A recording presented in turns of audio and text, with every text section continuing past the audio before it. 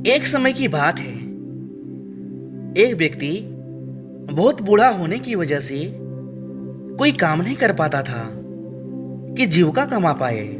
न जाने किन कर्मों की वजह से आज उसका ये हाल था कि वो रोज घर घर जाकर भीख मांगकर गुजारा करने पर मजबूर था। वह भिखारी रोज एक दरवाजे पर जाता और भीख मांगने के लिए आवाज लगाता, और जब घर का मालिक बाहर आता तो उसे गंदी गंदी गालियां और ताने देता।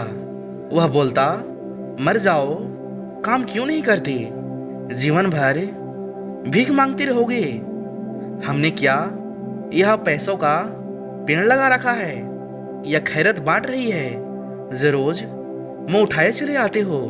कभी कभी गुस्से में उसे धकेल भी देता, पर भिखारी बस इतना ही कहता, ईश्वर तुम्हारे पापों को क्षमा करे। एक दिन सेठ बड़े गुस्से में था, शायद व्यापार में घाटा हुआ था। वो भिखारी उसी वक्त भीख मांगने आ गया।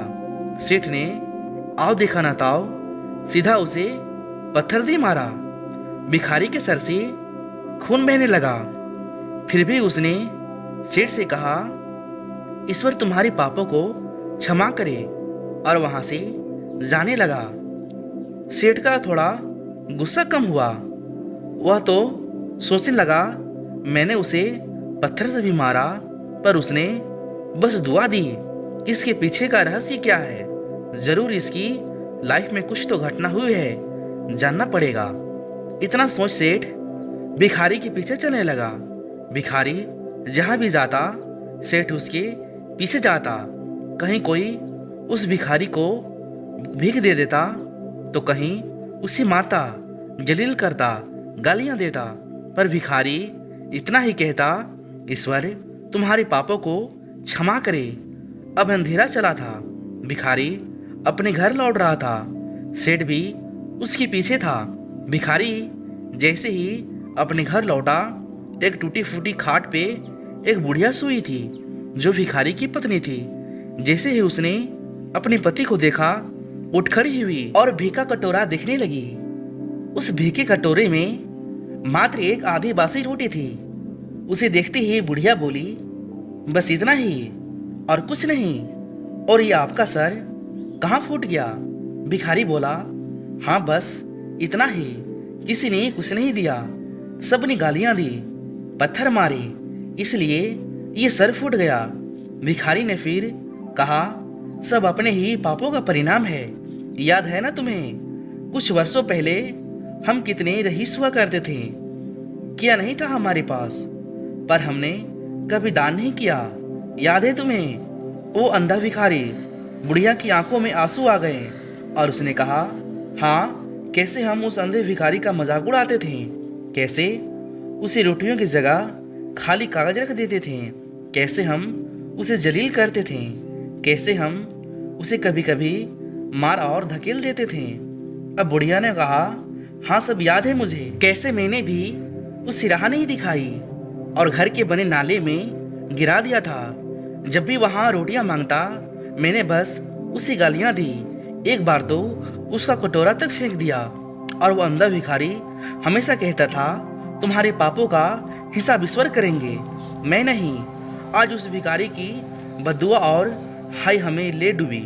फिर भिखारी ने कहा, पर मैं किसी को बद्दुआ नहीं देता, चाहे मेरे साथ कितनी भी ज्यादा दर्दी क्यों ना हो जाए, मेरे लब पर हमेशा दुआ रहती है। मैं अब नहीं चाहता कि कोई और इतने बुरे दिन देखे। मेरे साथ अन्याय करने वालों को भी मैं दुआ देता हूँ, क्योंकि उनको मालूम ही नहीं वो क्या पाप कर रहे हैं, जो सीधा ईश्वर देख रहा है। जैसी हमने भुगतनी है कोई और न भुगते, इसलिए मेरे दिल से बस अपना हाल देख दुआ ही निकलती है। सेठ चुपके चुपके सब सुन रहा था। उसे अब सारी बात समझ आ गई थी।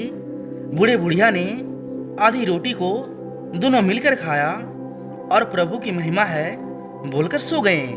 अगले दिन वहां भिखारी भीख मांगने सेठ के यहाँ गया।